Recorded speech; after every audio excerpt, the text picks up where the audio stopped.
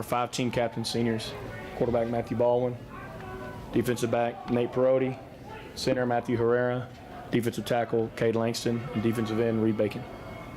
Opening up for questions. Coach, despite the loss today, could you just reflect back on the great season y'all had?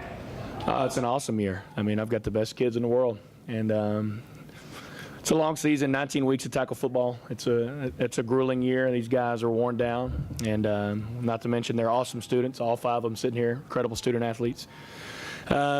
Amazing year. We fell short. We're disappointed. We're not. Our program is not to the point to where we are lacking moral victories. We're disappointed. We're mad. We wanted to win the game. We felt like we had a chance to. We just didn't get it done. But, Coach, great season.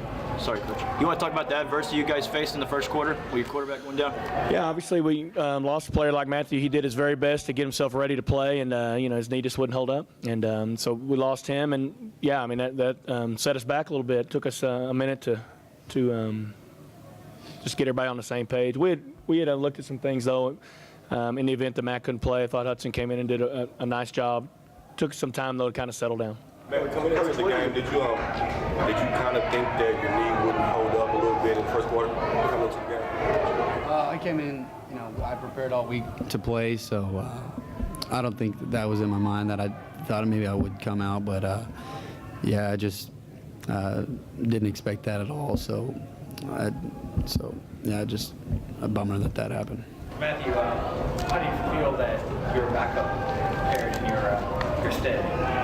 Well, Hudson's a sophomore, and I'd say it's of all the games you come in for to be the backup quarterback, that's probably the biggest and most pressure you could possibly have. I think he did a great job. He stayed calm the whole time.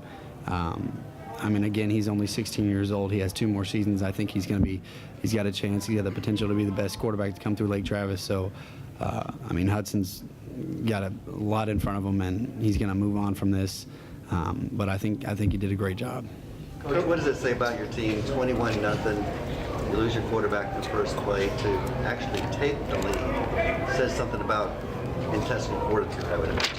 Yeah, our guys are mentally tough. They've I think that gets developed over a tough season like we've had. Our non-district is set up difficult for a purpose. It's so that we can be in some adverse situations and see how we respond. You never know how you're going to respond to something like that, getting your nose bloodied a little bit until it happens. And so I was proud of our kids. We didn't panic. We leaned on these 5 guys, to be honest with you. These are the emotional leaders of our football team, and they're also some of our very best players. And so leaned on them, and we settled down and just kept chopping. We talked about that with our kids. That let's kind of right the ship and just keep playing. And we made some great plays. We had some opportunities there. I felt like we could have won the ball game. We just didn't quite make enough plays. We needed to get a stop on defense. We just couldn't get a stop.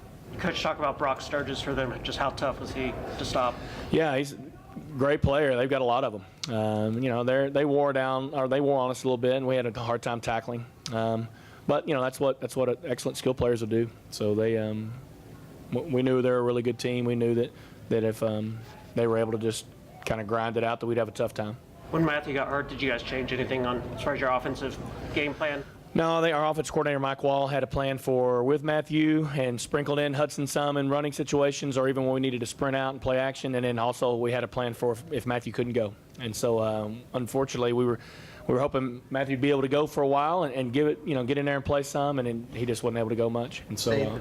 Nathan, the kickoff return, you were down 21-0. What did it do to the sideline? Did it seem to us that it energized the whole team at a time when things were looking down?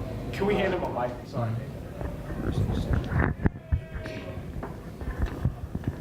Well, I think the score at the time when they scored 21 points and we had a couple ups and downs in that point, a lot of our team was down, and I knew we needed a momentum switch. So I just try to go out there and do what I can to be that guy who gets our team hype and back in the game.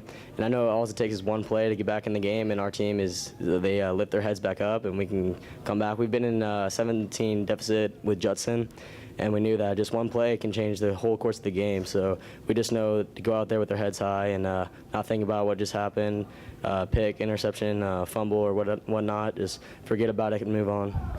Coach Carter, talk about these guys are seniors.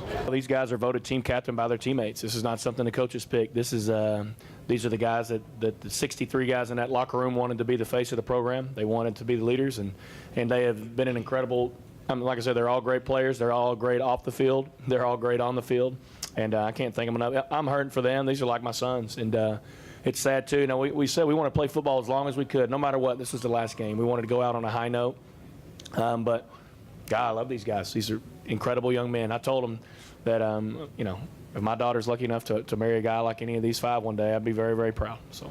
Okay, talk about that last drive. Allen went on, took up over 6 minutes, and it was just the whole game